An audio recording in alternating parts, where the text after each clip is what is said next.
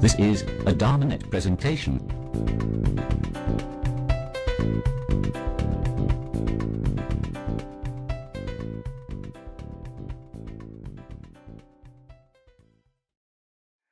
Okay, so for this evening's Dhamma talk, we already were talking a little bit about some historical questions.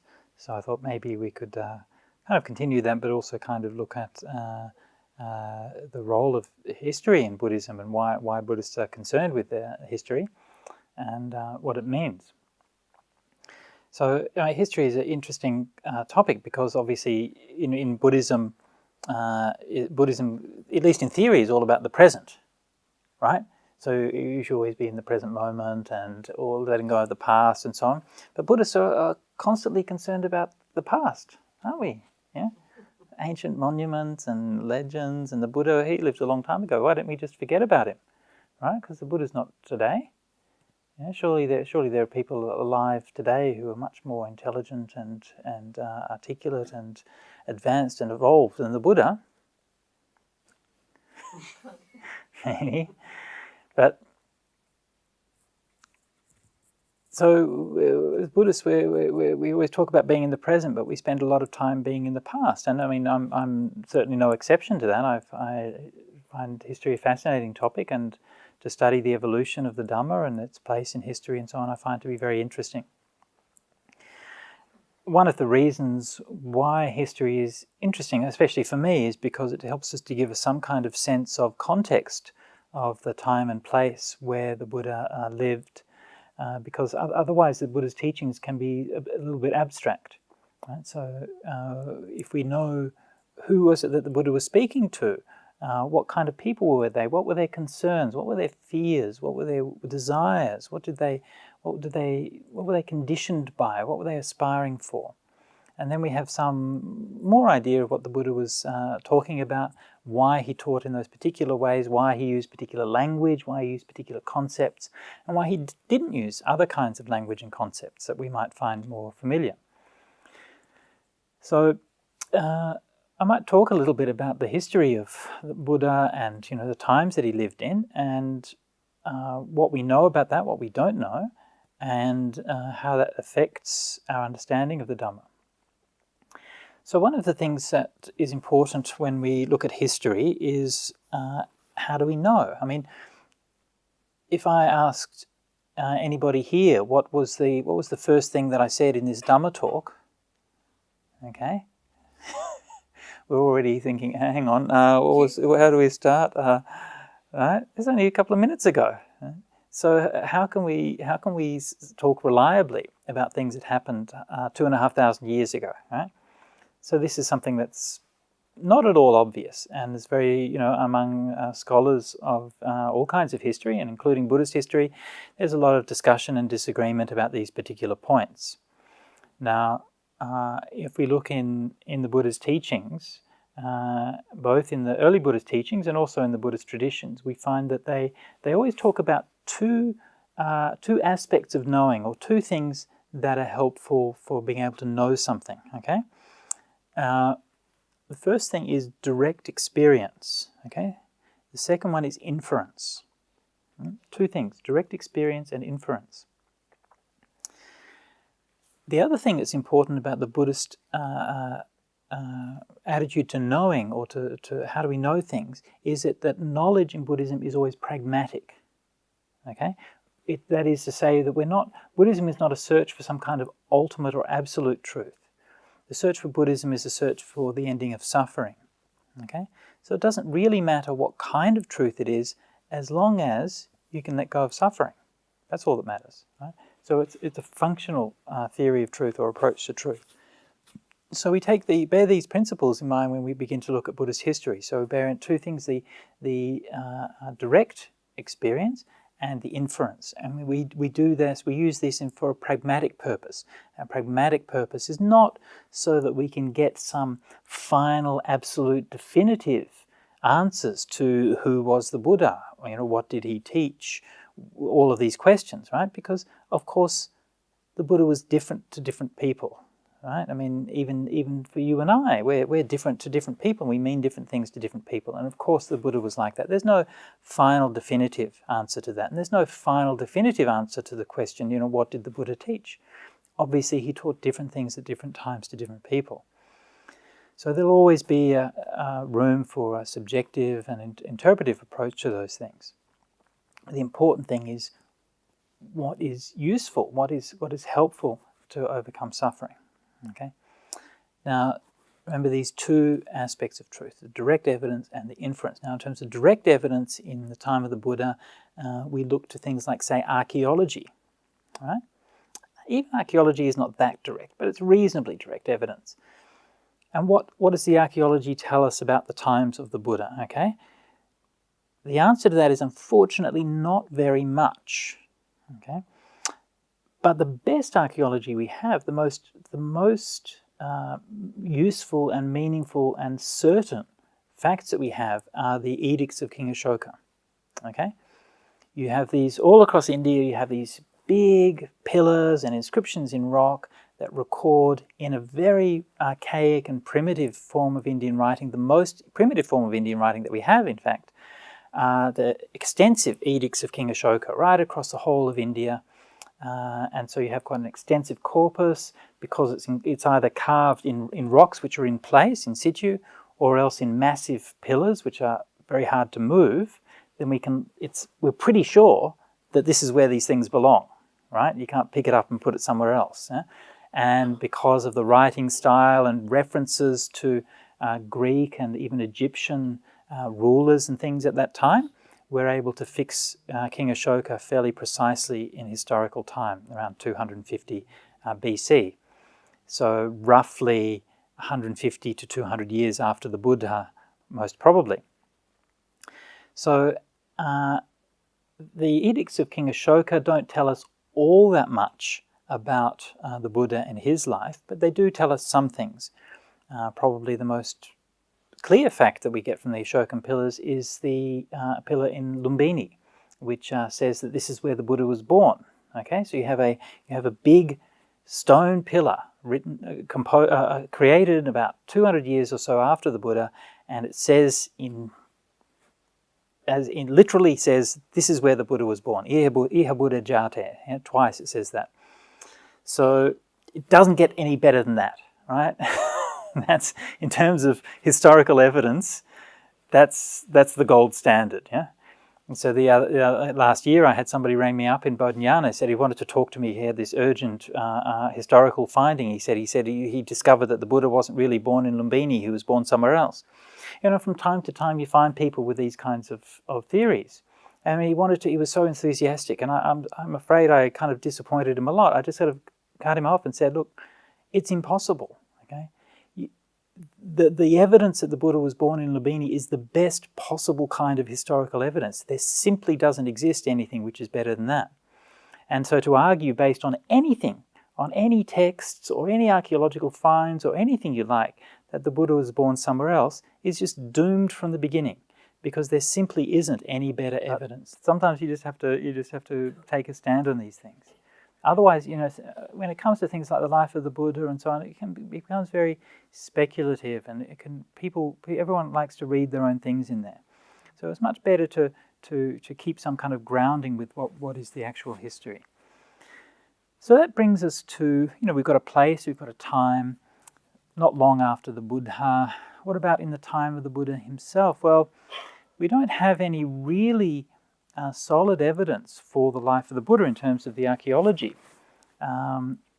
It seems that in the time of the Buddha that was just a beginning phases of urbanization in India. So there weren't like any really developed cities.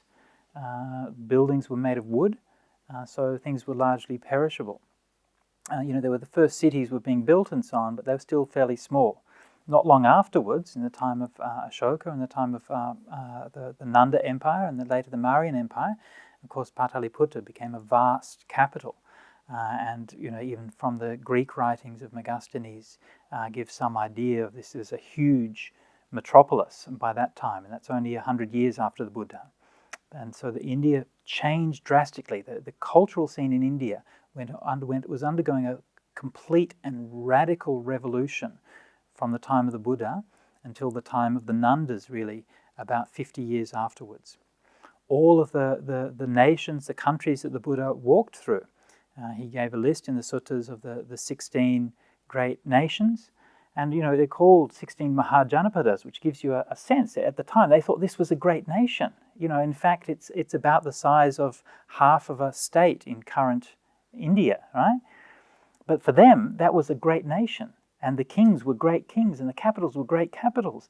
But they haven't even left a single trace, or almost not a single trace, in the archaeological record. Within 50 years after the Buddha died, that scene had completely changed. The whole of India, from northwest of Delhi, on the western side, through to Kalinga on the southeast coast, was unified under the Nanda Empire. And we know this again we have very strong evidence that this was the case.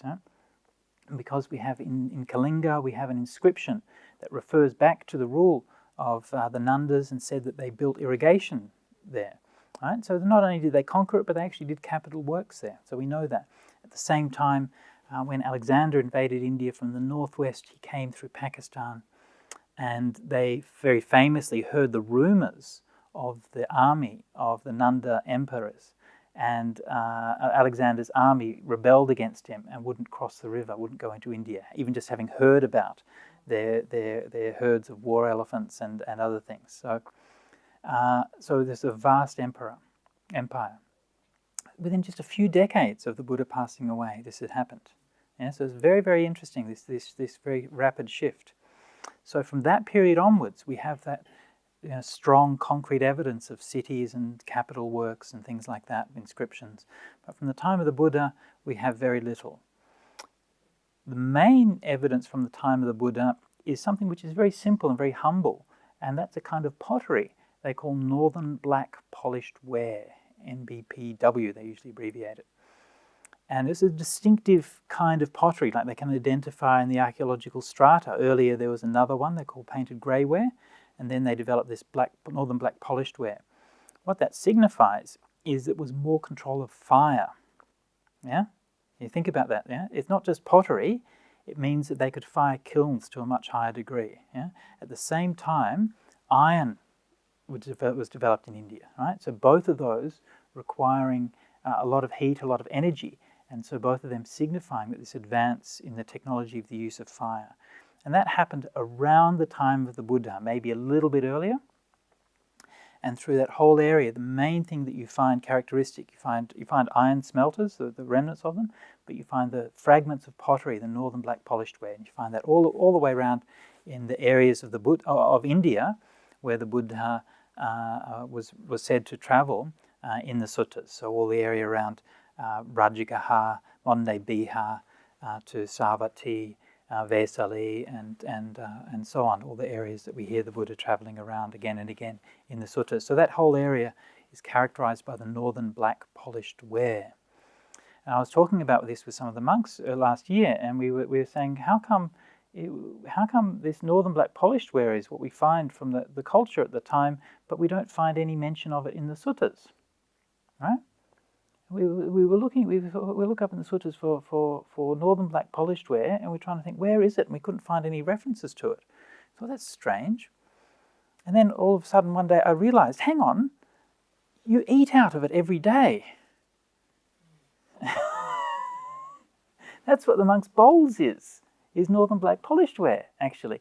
In the Vinaya it says there are two materials which you can make your bowls out of, right? One of them is iron, and the other is pottery. Clay, yeah? And that's precisely those two materials whose technology is characteristic of that period, yeah? Iron and the Northern Black Polished Ware. In fact, I was told later that there actually is a remnant of an ancient Buddhist monk's bowl in a museum in India. I've never seen it, but it is in fact out of Northern Black Polished Ware. So that's when you see the black, shiny colour of the monk's bowls, that's where that comes from, is the Northern Black Polished Ware. Interesting, isn't it? Yeah, we've been using it for such a long time. So this was that culture of that period and that time and that place. So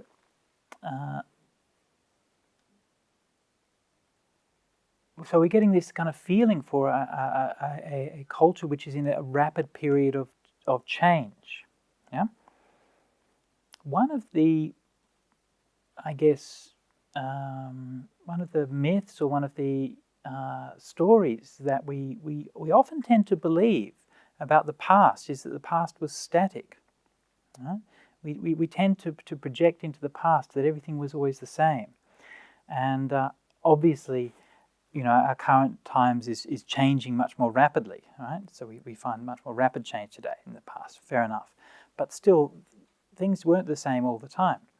And in particular, when it comes to ancient India, we often sort of have this idea in the back of our minds that ancient India was Hindu, right? Is that right? Yeah. Were Indians Hindus? Yeah. No? Deepika knows better because she's heard me give Dhamma talks.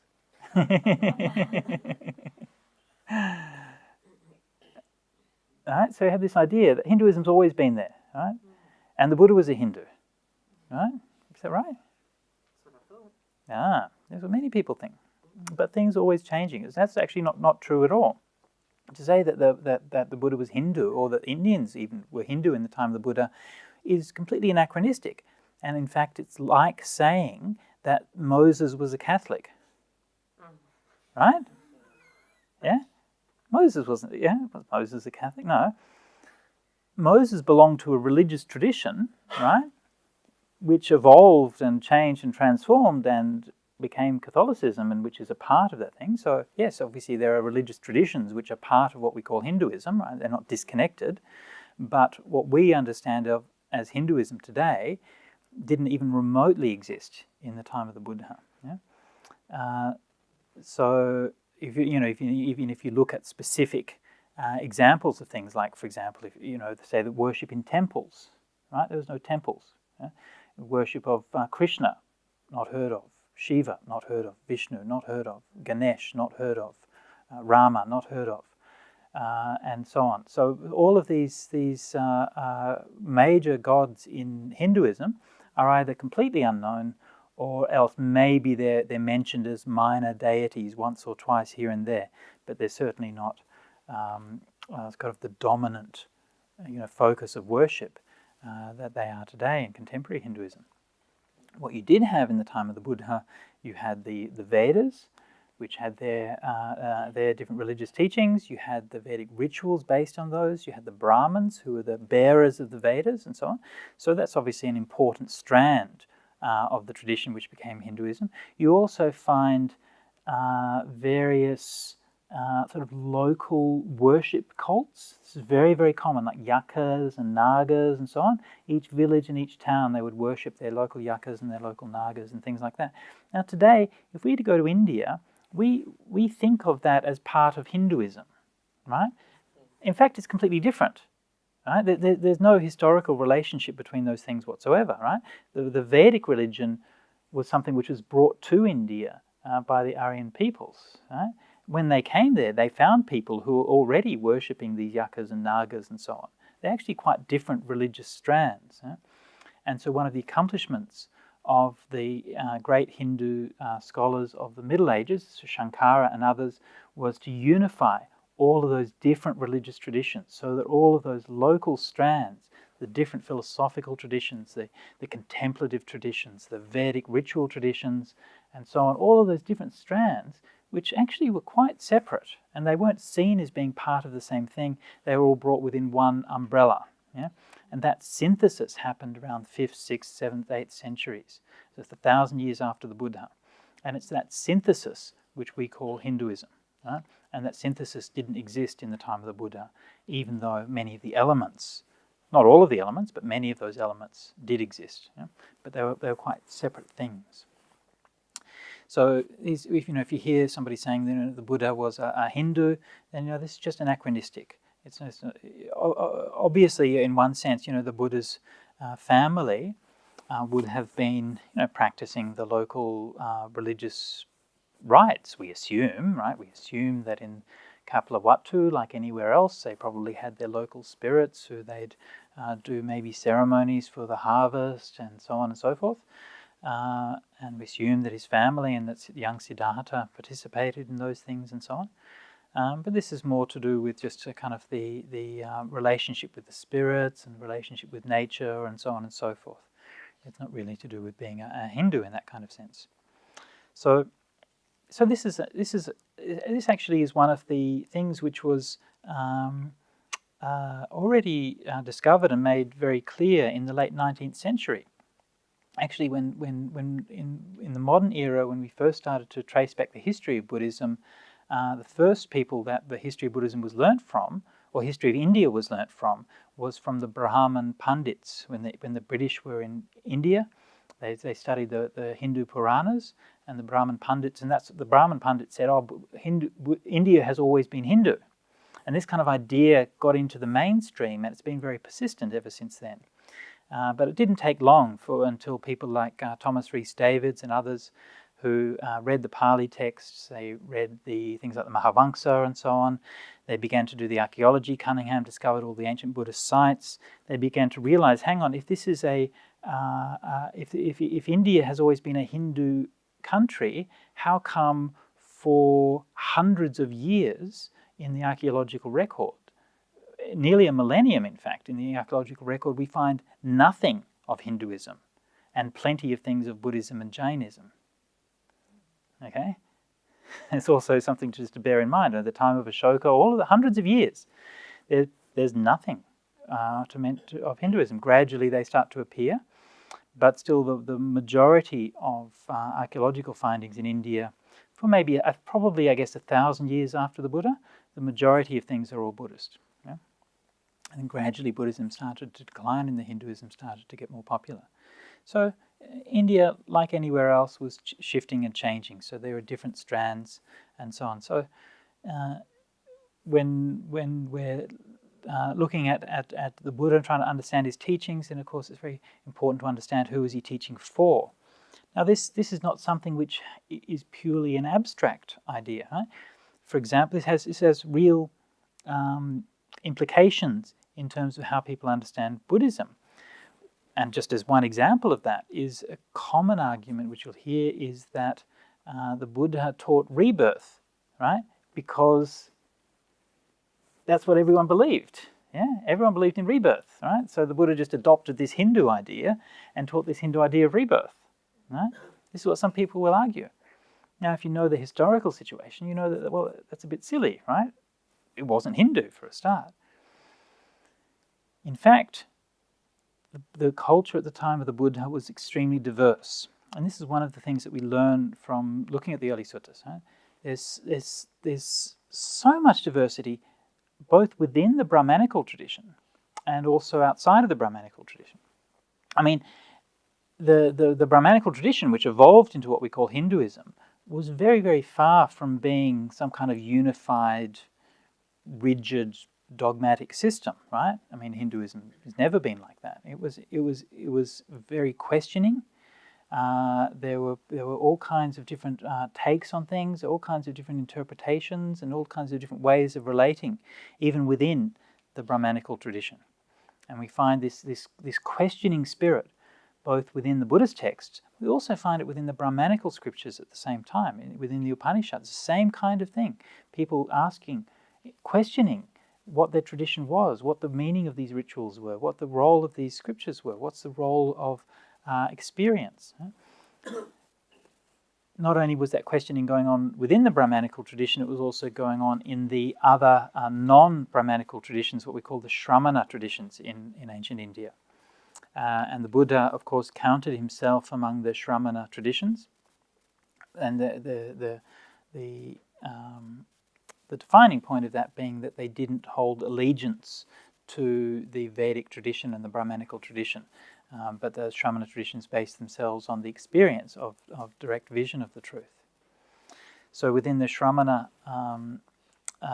movement, of course, again, a lot of diversity in the time of the Buddha, but of those movements, only Buddhism and Jainism have lasted to the present day. All of the other Shramana movements have passed away, although some of them lasted for a long time in India. There's evidence of the Ajivika tradition for, I think, about 1,500 years or so in India. So they weren't minor movements by any means. So the Buddha positioning himself as a Shramana movement, that is, positioning himself outside of the Vedic and Brahmanical mainstream, as a questioning, right?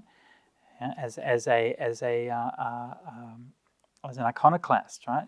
He rejecting the rituals, rejecting the authority of the Vedas, and proposing a radical new way of seeing the truth and a way of living. So, like I said, we can't situate the Buddha too firmly in time through the archaeological record. Right? We only have those few scraps of things from the northern black polished ware and a few other bits and pieces from the time of the Buddha, but nothing really substantial. One of the interesting pieces of archaeology which has just come to light in recent years is finds at a place called Deokota. Deokota. And Deokota is a almost unknown site in ancient India, which was discovered in 1984 by some archaeologists, right?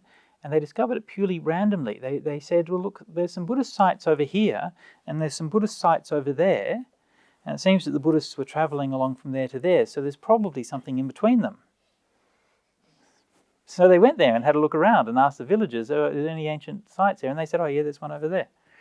So they went and saw, and it's actually quite a major site. So lots of stupas, dozens of rock-cut caves, paintings, and inscriptions. Yeah, so it gives you an indication of how many things are still undiscovered. But one of the things which they found at the site of Deokota is the oldest lineage list. It is actually very interesting. It's a rock inscription in Brahmi characters from about the time of Ashoka, maybe a little bit later. It seems that the Deokota site may be somewhat pre-Ashokan, but the inscription is maybe a little bit later than that. But the inscription traces back a lineage of teachers. There are two inscriptions. They both trace back a lineage of teachers back to the Buddha himself, through about 9 or 12 generations of teachers. There's a bit of uncertainty because the inscriptions aren't preserved 100%, but as far as we can tell, there's about 9 or 12 steps in the lineage of teachers back to the Buddha. Right? So that's not all that much, is it? So if you estimate maybe 20 years for each generation of teacher and student, something like that, so roughly about 200 years or so between this inscription and the time of the Buddha. And Deokata is in the old area, even though it's not a site that's known from the early suttas, but it's still within that same area as in the early Buddhist area. It's not far from Bodh Gaya, to the west and maybe a little bit south. I think maybe 100 or 200 kilometers compared to Rajagaha and Bodh Gaya. So there is, there's not much evidence, but what there is does definitely point back to the idea of the Buddha as an actual person, as a living historical memory in that time and that place. So these, as I mentioned at the beginning, the things that we can know directly, right? So there's a few bits and pieces that we know directly, and from there we have to rely on inference, right? So fortunately we have the suttas and the Vinaya, and even though we can't prove that those things all come from the time of the Buddha, but what's very obvious is that the picture of the time and the place that they paint is very much the same as what the archaeological record is showing. That is saying the culture which covered that same area.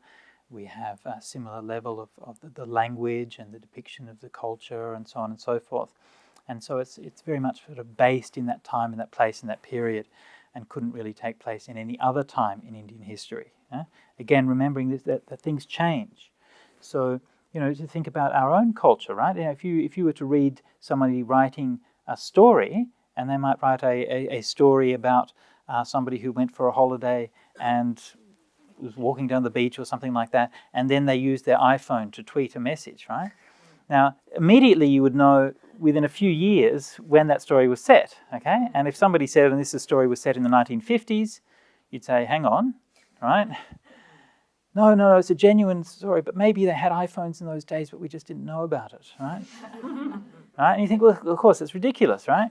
And it's the same if you know the history. then you know, hang on, you know, there's a certain sequence to the development of these technologies, right? And there's a certain you can see the gradual growth in the urbanization, the development of culture, the evolution of the rules of governance and kingship, the expansion of the kingdoms, the expansion of the trade routes, the knowledge of lands outside of that area, and so on.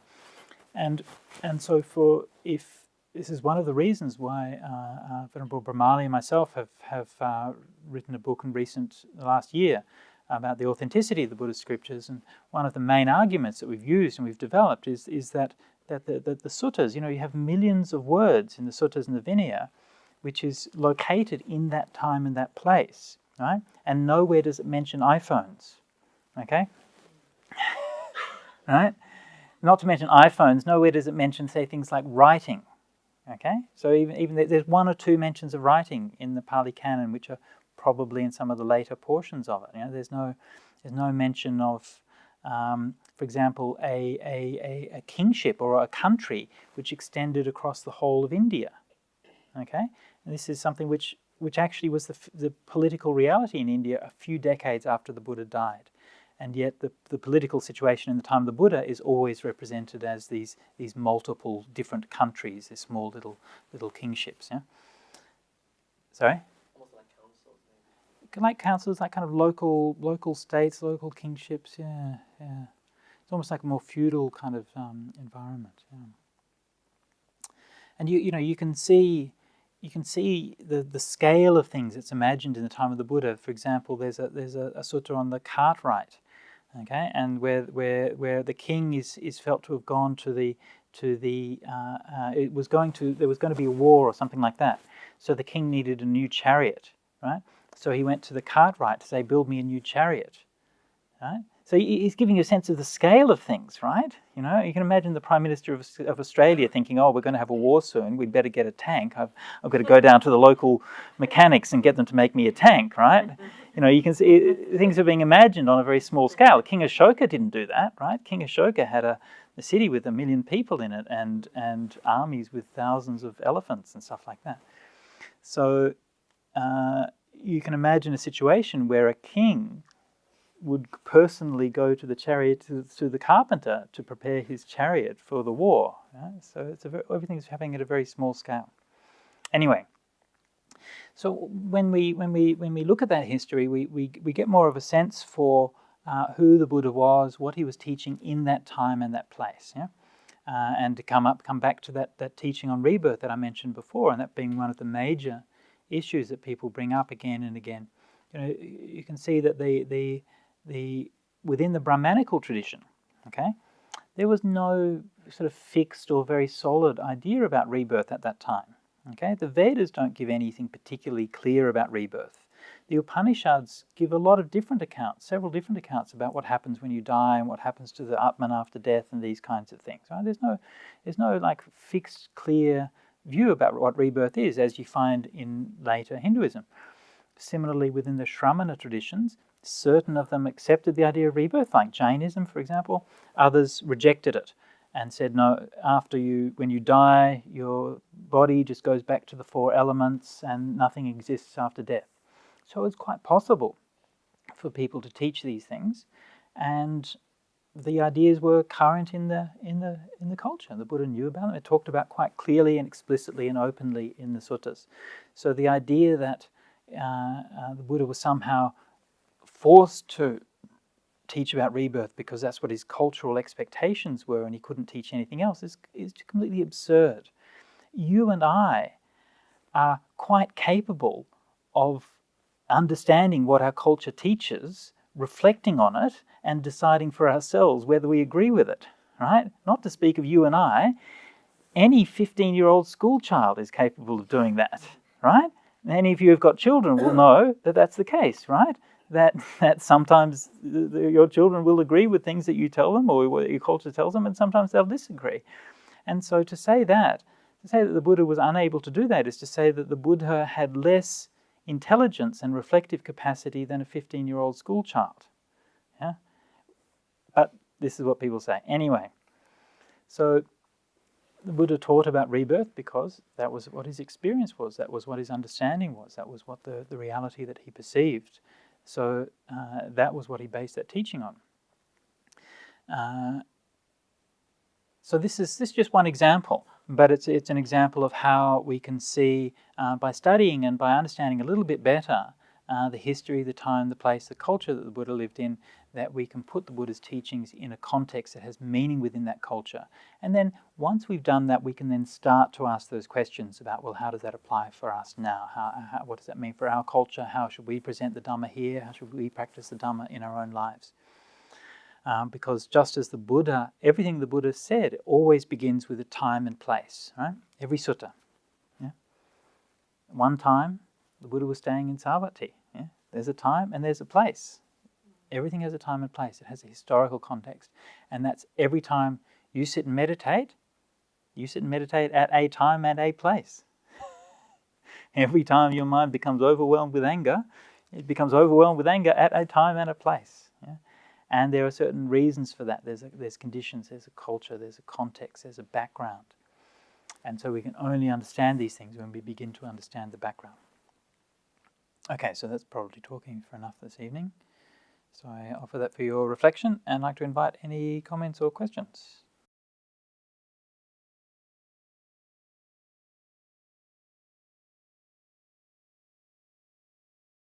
Inference. Two things, direct experience and inference. The other thing that's important about the Buddhist attitude to knowing, or to how do we know things, is that knowledge in Buddhism is always pragmatic. Okay? That is to say that Buddhism is not a search for some kind of ultimate or absolute truth. The search for Buddhism is a search for the ending of suffering. Okay? So it doesn't really matter what kind of truth it is, as long as you can let go of suffering. That's all that matters. Right? So it's a functional theory of truth or approach to truth.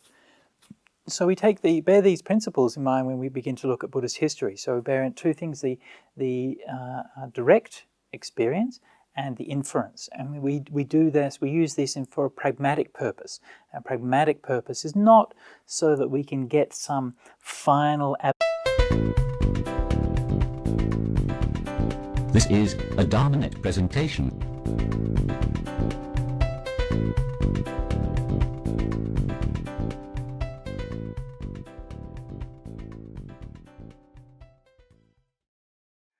Okay, so for this evening's Dhamma talk, we already were talking a little bit about some historical questions. So I thought maybe we could kind of continue that, but also kind of look at the role of history in Buddhism and why Buddhists are concerned with their history and what it means. So history is an interesting topic because obviously in Buddhism, Buddhism, at least in theory, is all about the present, right? So you should always be in the present moment and or letting go of the past and so on. But Buddhists are constantly concerned about the past, aren't we? Yeah. Ancient monuments and legends, and the Buddha, he lived a long time ago. Why don't we just forget about him, right? Because the Buddha's not today. Yeah, surely there are people alive today who are much more intelligent and articulate and advanced and evolved than the Buddha. Maybe, but so as Buddhists, we always talk about being in the present, but we spend a lot of time being in the past. And I mean, I'm certainly no exception to that. I find history a fascinating topic, and to study the evolution of the Dhamma and its place in history and so on, I find to be very interesting. One of the reasons why history is interesting, especially for me, is because it helps us to give us some kind of sense of context of the time and place where the Buddha lived. Because otherwise the Buddha's teachings can be a little bit abstract. Right? So if we know who was it that the Buddha was speaking to, what kind of people were they, what were their concerns, what were their fears, what were their desires, what were they conditioned by, what were they aspiring for? And then we have some more idea of what the Buddha was talking about, why he taught in those particular ways, why he used particular language, why he used particular concepts, and why he didn't use other kinds of language and concepts that we might find more familiar. So I might talk a little bit about the history of the Buddha and the times that he lived in, and what we know about that, what we don't know, and how that affects our understanding of the Dhamma. So one of the things that is important when we look at history is how do we know? I mean, if I asked anybody here what was the first thing that I said in this Dhamma talk, okay, we're already thinking, hang on, how do we start? Right, it's only a couple of minutes ago. Right? So how can we talk reliably about things that happened 2,500 years ago? Right. So this is something that's not at all obvious, and it's very, among scholars of all kinds of history, and including Buddhist history, there's a lot of discussion and disagreement about these particular points. Now, if we look in the Buddha's teachings, both in the early Buddhist teachings and also in the Buddhist traditions, we find that they always talk about two aspects of knowing, or two things that are helpful for being able to know something. Okay. The first thing is direct experience, okay? The second one is